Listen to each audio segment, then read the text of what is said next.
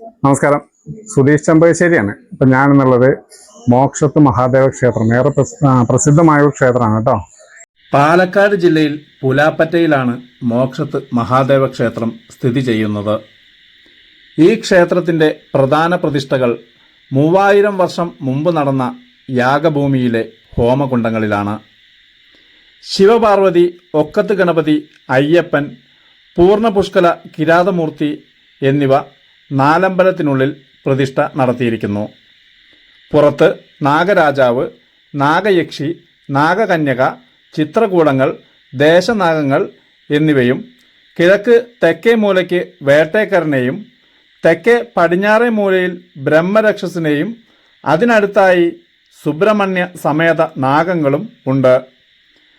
നാഗപൂജയ്ക്ക് ഏറെ പ്രശസ്തമായ ക്ഷേത്രമാണ് ഇത്. തേങ്ങ മുട്ടറുത്ത് ഫലം പറയുന്നതും ഇവിടെ പ്രധാന വഴിപാടാണ്.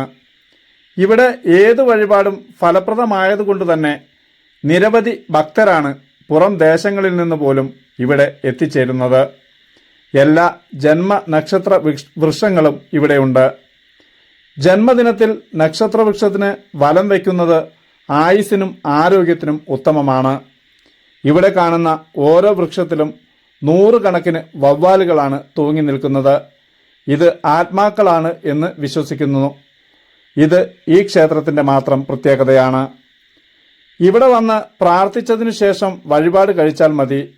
ഇവിടെ വന്ന് പ്രാർത്ഥിച്ച് നടക്കാത്ത കാര്യങ്ങളില്ല എന്ന് ഭക്തർ പറയുന്നു. ഇത് ഈ ക്ഷേത്രത്തിൻ്റെ ചെറുവിവരണമാണ്. ഈ ക്ഷേത്രത്തിൻ്റെ മുഴുവൻ കാര്യങ്ങൾ വ്യക്തമായി ഉൾപ്പെടുത്തിയ ഒരു വീഡിയോ ഞാൻ ഉടൻ തന്നെ പോസ്റ്റ് ചെയ്യുന്നതാണ്.